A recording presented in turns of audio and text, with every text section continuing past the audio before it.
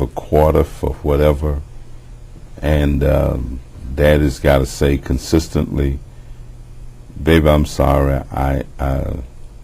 Daddy just, I mean, we just don't have a quarter.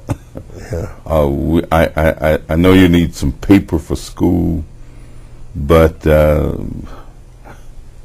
I just don't have it." And so rather than face that, many men will flee. I'm saying they're just kind of space. They'll be gone, so they don't have to try and answer or respond. And we often try and tell men with some of these programs,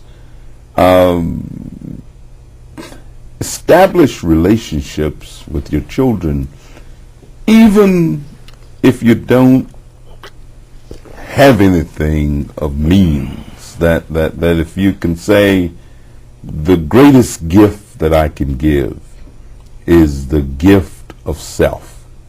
And so if I can give of myself, I mean, I can remember some of the most precious moments when I was a young person with my father, were when we'd sit down and play checkers together.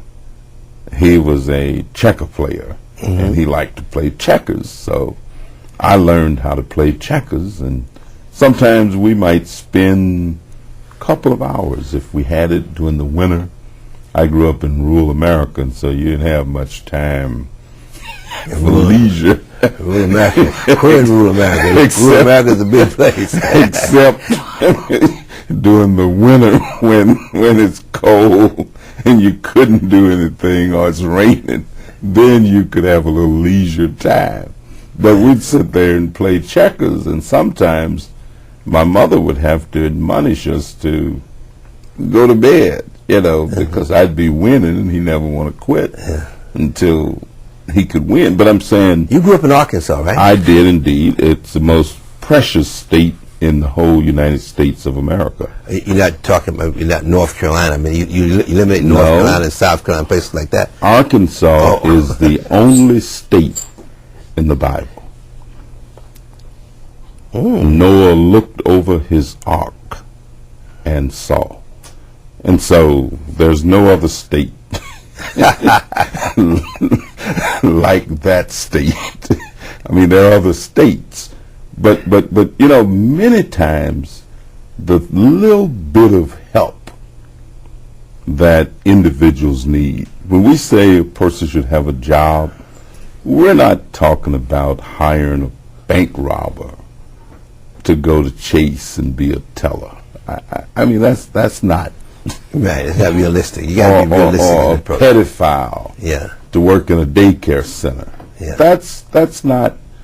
But there are individuals who may have a criminal record because they didn't have insurance for their automobile, had an accident, and couldn't meet the requirements.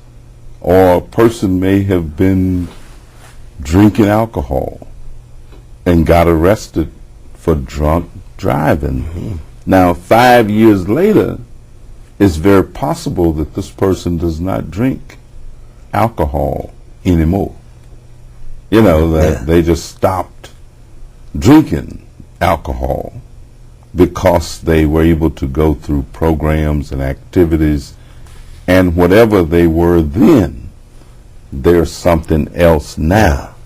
So this giving a person a chance, not only do we give the individuals a chance, but we actually give the society a chance. I mean, there are so many components of this. I often suggest to people that if children had the opportunity to go to church, whatever I am, that's what I am. And so I'm not ashamed of the fact that, I use a great deal this business of religion, or the idea that there's something that you can find in some places. And I know that people try and separate church and state, and politicians are oftentimes characterized as not having that kind of faith. Right. Yeah. I mean, people like to think of us as something else in some other kind of way. But I admonish young people consistently to go to church. I mean, when I go speak at college campuses and so forth, the kids sometimes get a little, they get this unexpected twist when I end up saying, how often do you go to church? Or when's the last time you've been? And then I will share with them that you need something to hold on to. And you need to be able to say that there is something within that holdeth the rein. I may not even be able to explain it, but I know that there is something there that in times of difficulty, in times of trouble, or if I'm running for re-election and it looks like I'm not going to get the votes that I need, It's time to go to church, man.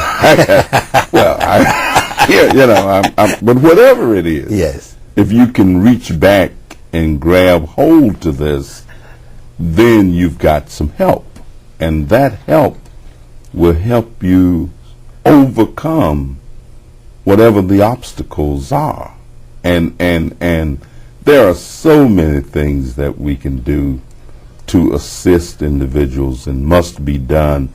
The legislative enactment is only one component, one part. So you would say that Danny Davis, the church had a lot to do with where you are and what you really are today. Would you say that? Oh, unequivocally and without a doubt. As a matter of fact, the first speech I ever learned was, "What you looking at me so hard for? I didn't come to stay. I just come to tell you today is Mother's Day."